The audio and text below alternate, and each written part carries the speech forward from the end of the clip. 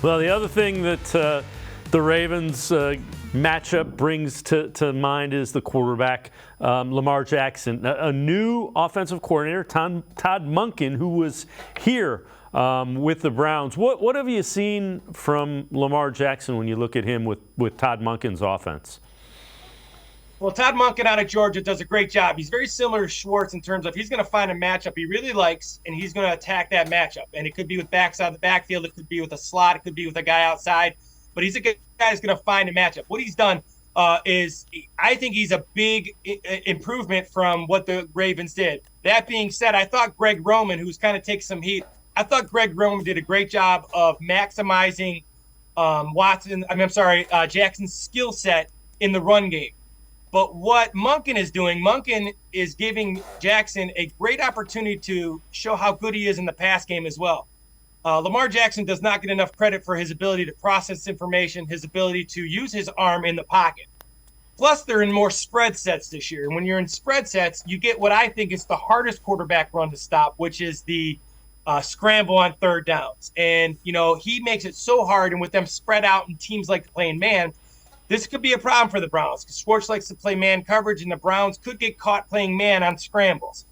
I think what they got to do is they got to stop the quarterback run. They got to stop the design quarterback runs. They got to contain him in the pocket, maybe use Delpit, JOK, and try to contain him and make him a pocket passer because as good as he is in the pocket, he's even better on the run, and you got to take your chances with him in the pocket, in my opinion. All right, so this first clip that we see with Lamar Jackson, what are we seeing in this one?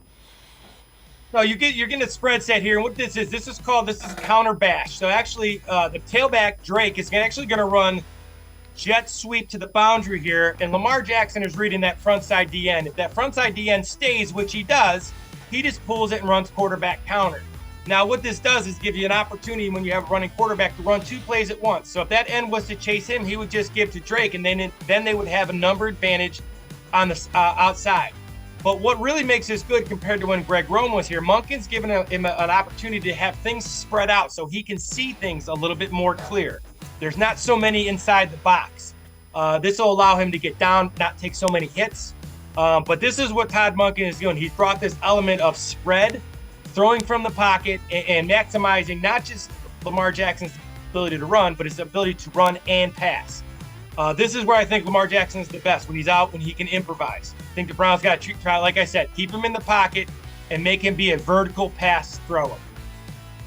And again, tackling obviously going to become really important. I would imagine Delpit and Owusu-Koramoah will be guys that have the ability to potentially match up against Lamar Jackson.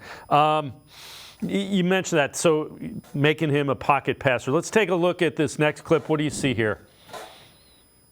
Well, here's what you got. So now he's in the pocket. Now you got a little bit of a chance. So they're 3rd and 4. Monken has brought in more spread. So now that they're in an empty set, they got to get some injury. I think Stanley's coming back. Like I said, he's gonna really have his hands full with Myles Garrett and the rest of those guys inside if they leave him alone. Now getting him and Linderbaum back at center is really important. But he's coming off an injury, a lower leg injury. So anytime you come off a lower leg injury, you got to block Myles Garrett. That could be a problem. However, I think what the Browns got to do also is they have to take away the quick passing game. Lamar Jackson this year is completing 73% of his passes because they get the ball out quick. I see the Browns kind of pressing, making him throw the ball vertical downfield and not giving him those easy throws, those easy screens, those easy quick hitches, slants, speed outs. I see the Browns pressing with their good corners and making him beat them deep. Those percentage of throws are a lot lower than these, hitches and things like that he's been throwing. So I see the Browns pressing, getting home with trying to make him throw the ball vertical. And when you throw the ball vertical, you got to hold it a bit longer, and that D-line gets home.